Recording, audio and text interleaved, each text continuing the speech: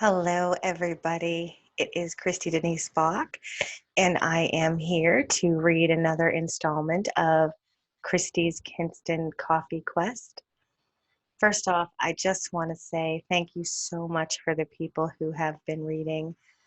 This is the first time I've ever done something like this. It's a little more personal when you put your writing out to the world, to the people that you actually know and talk to and or visit.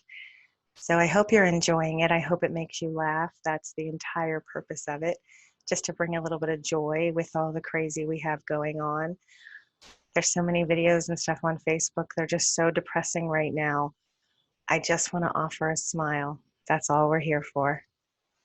So this is scene 4 of Kristy's Kinston Coffee Quest. One of these days I'm going to be able to say that without, I don't know, tripping over my own tongue.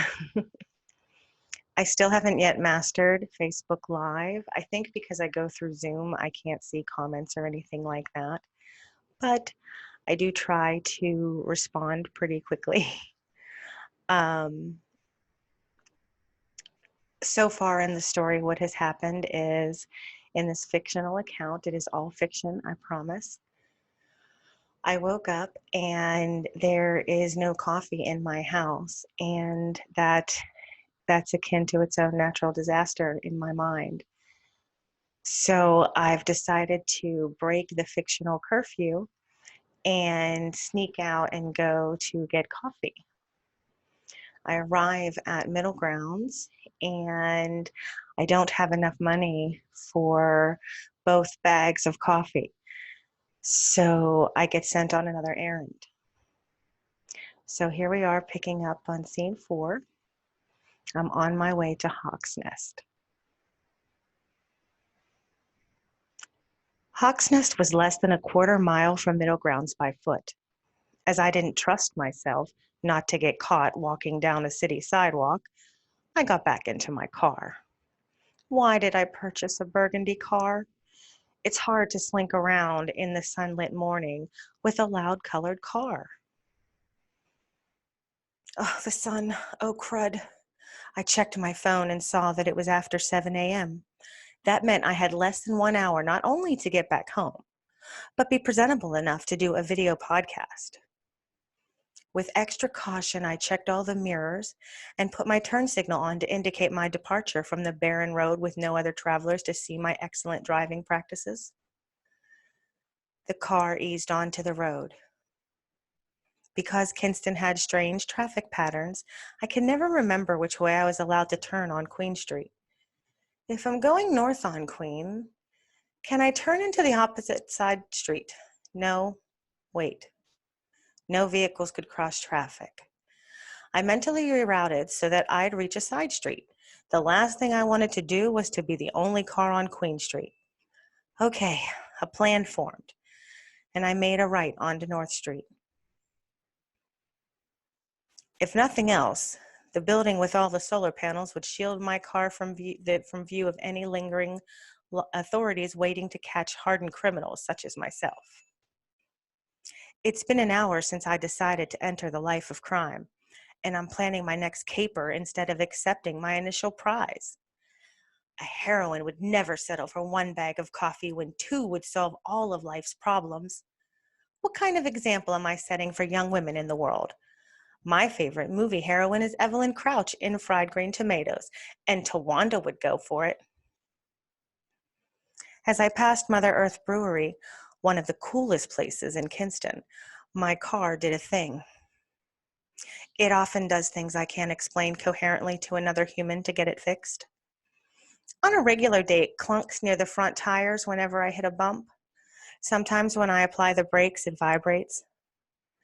Tell that to a southern man with grease on his forehead, a bandana hanging out of his back pocket, and he's going to ask me to bring my husband down or see more dollar signs than my budget would allow. Today's thing was a little different. The car idled hard and then did the car version of an asthma attack. As I stopped at the light on North at Queen, I shut the car off. A cloud of smoke plumed from under the hood and rose into the sky like a volcanic eruption. That can't be good. It took effort, but I fought the urge to throw a temper tantrum and settled for resting my head against the wheel.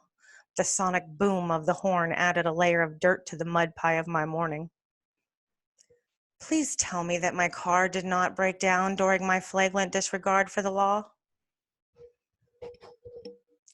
A siren chirped 3 times behind me. God wasn't done teaching me the error of my ways. My eyes shot to the rearview mirror. Blue lights lined the top of the windshield and again on top of the car and ran in an intermittent pattern. My criminal career had come to an end before I even got a cup of coffee. Twice in my life I'd been pulled over by the police. The first was for driving the wrong way on a one-way street in Wilmerding. The officer proceeded to guide me to my sister's boyfriend's house. No need to ask me how that relationship turned out for her. The second time I had dead tags and I was driving a coworker home from work. Both times terrified me, but I tend to hold on to my anxiety better when someone's with me. I had no such luxury as I watched the cop get out of his car. His ominous black uniform grew in size in the rearview mirror, then in the driver's side mirror until I saw his chest take up the entire plate of glass that stood between us.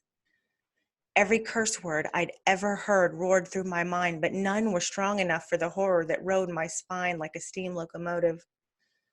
Pressure built in my ears and my lips went numb. As if I licked the Sahara, my tongue stuck to the roof of my mouth. He tapped on the window and I pressed the button to bring it down. Panic exploded in my chest and the outsides of my vision eroded. The mantra I repeated in my head for moments like this came to my rescue.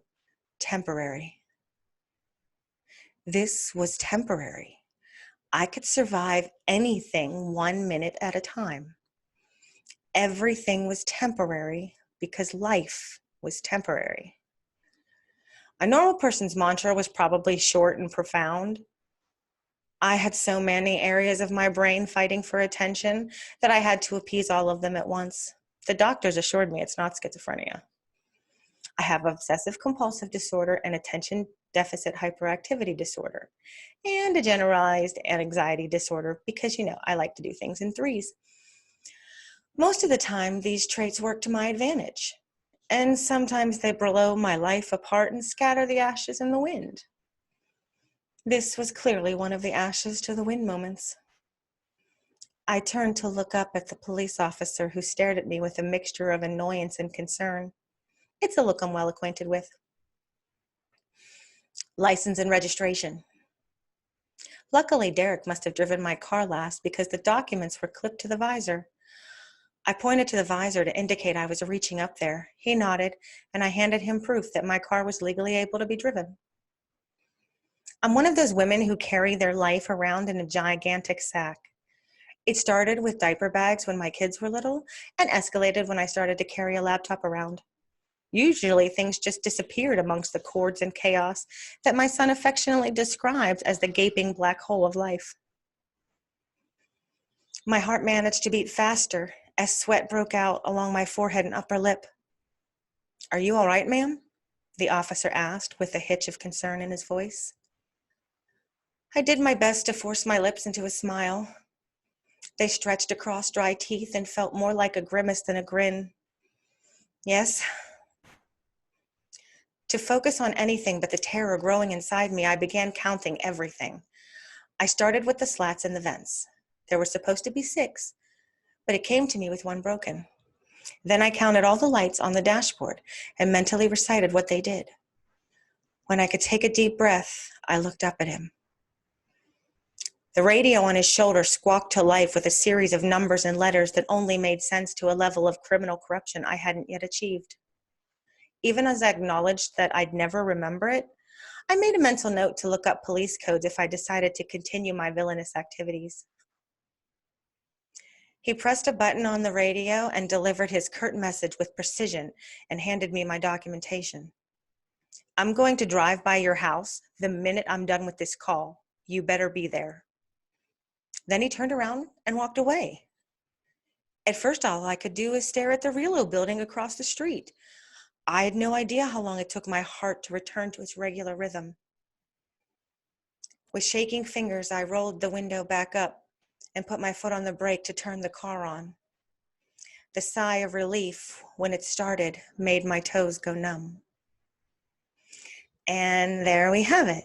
That is the end of scene 4 from Kristy's Kinston Coffee Quest. Thank everybody who has been paying attention, and I look forward to seeing you all tomorrow night at 8 p.m. Have a wonderful day.